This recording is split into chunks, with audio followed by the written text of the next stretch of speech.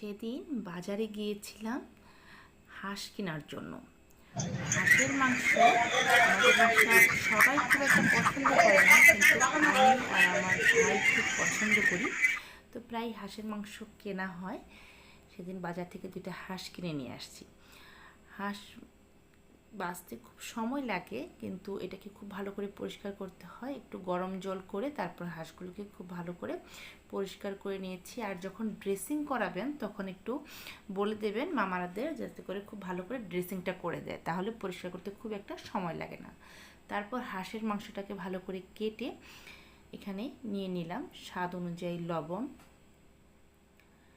লবণের সাথে আমি এখানে দিয়ে দেব হলুদ গুঁড়ো। আমি এখানে প্রায় 2 চামচ হলুদ গুঁড়ো দিয়েছি, কারণ 2টা হাঁসের মাংস আমি এখানে নিয়েছি। হলুদটা আমি 2 চামচ দিয়েছি, মরিচ বাটাও দিয়েছি 2 চামচের মতো।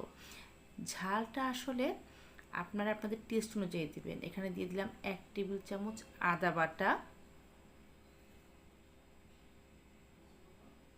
এখন আমি এখানে দিয়ে দেব 1 চামচ রসুন বাটা। আদাটা দিতে হবে ডবল আর রসুনটা দিতে হবে হাফ পরিমাণ, অর্থাৎ আদা যতখানি দিবেন তার অর্ধেক দিয়ে দেবেন রসুন। এখন সব কিছু আমি মাংসটার সাথে ভালো করে মিশিয়ে নেব।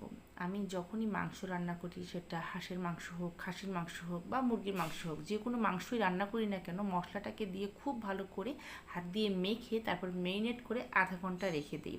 আমি মাছ রান্নার সময়ও ঠিক এই প্রসেসটাই অবলম্বন করি। যারা আমার রেসিপিগুলো কন্টিনিউ দেখেন তারা হয়তো জানবেন যে আমি মশলাটা মেখে তারপর মাছ হোক বা মাংস একটু মেরিনেট করে রেখে দিই। তাতে করে কিন্তু তরকারিটা রান্না করলে পরে কালারটা খুব সুন্দর আসে, আর মাছ বা মাংস দিয়ে যে বাজে একটা স্মেল আছে সেটা কিন্তু আসে না। এখন আমি দিয়ে দেবো পেঁয়াজ কুচি। আমি এখানে 1 কাপের মতো পেঁয়াজ কুচি দিয়ে দিলাম। পেঁয়াজটা একটু বেশি দিলে পরে কিন্তু তরকারির রঙটা সুন্দর হয়, সেটা বুঝে আমি পেঁয়াজ কুচি দিয়ে দিয়েছি। এখন কড়াইতে আমি দিয়ে দেব সাদা তেল। আমি প্রায় 1 কাপের মতো সাদা তেল দিয়ে 2-3টার মতো তেজপাতা আমি ফোড়ন দিয়ে দিলাম। তারপর তেজপাতাগুলোকে একটু খুব ভালো করে আমরা ভেজে নেব। এখানে আমি জিরাটাকেও খুব ভালো করে একটু ভেজে নিতে হবে। যখন দেখবেন জিরাটা ভালো মতো ভাজা হয়ে আসছে এবং জিরা এবং তেজপাতা দিয়ে সুন্দর স্মেল চলে আসছে, তখন যে মাংসটা মেরিনেট করে রেখেছিলাম সেই মাংসটা এখানে আমি দিয়ে দিলাম। মাংসটা আগে থেকে 30 মিনিট মেরিনেট করা ছিল আমার। আপনারা চাইলে কিন্তু মেরিনেট করে ফ্রিজেও রেখে দিতে পারেন, নর্মাল ফ্রিজে রেখে দিতে পারেন, বা যদি মনে করেন যে আগের দিন মাংসটা মেরিনেট করে ফ্রিজে রেখে দেবেন, পরের দিন রান্না করবেন, সেটাও করা যায়। আর তাছাড়া সাথে সাথে মেখেও রান্না করা যায়। তবে মেরিনেট করে রাখলে পরে কিন্তু মাংসটা খেতে বেশি ভালো লাগে।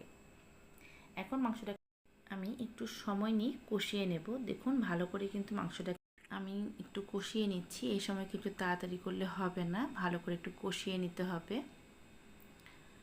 মাংসে আজকে আমি আলু দিইনি, আপনারা চাইলে এখানে আলুও দিতে পারেন যদি আলু পছন্দ করেন। আমার হাঁসের মাংসে আলু ভালো লাগে না, এই জন্য দিইনি। মাংসটাকে আমি 20 মিনিটের মতো কষিয়ে তারপর এখানে গরম ফুটন্ত জল দিয়ে দিয়েছি। অবশ্যই মাংস রান্না করতে একটু ফুটন্ত গরম জল ব্যবহার করবেন, তরকারির টেস্ট ভালো আসে। যেহেতু হাঁসের মাংস একটু সিদ্ধ হবে, আর এমনিতে আমি মেরিনেট করে রেখেছিলাম, তার জন্য খুব একটা বেশি সময় লাগবে না। এটাকে আমি 30 থেকে 40 মিনিট মিডিয়াম হিটে রান্না করে নিয়েছি।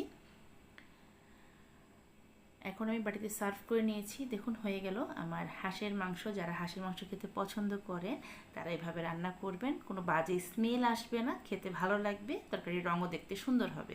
সবাই ভালো থাকবেন। ভিডিওটি দেখার জন্য সবাইকে ধন্যবাদ।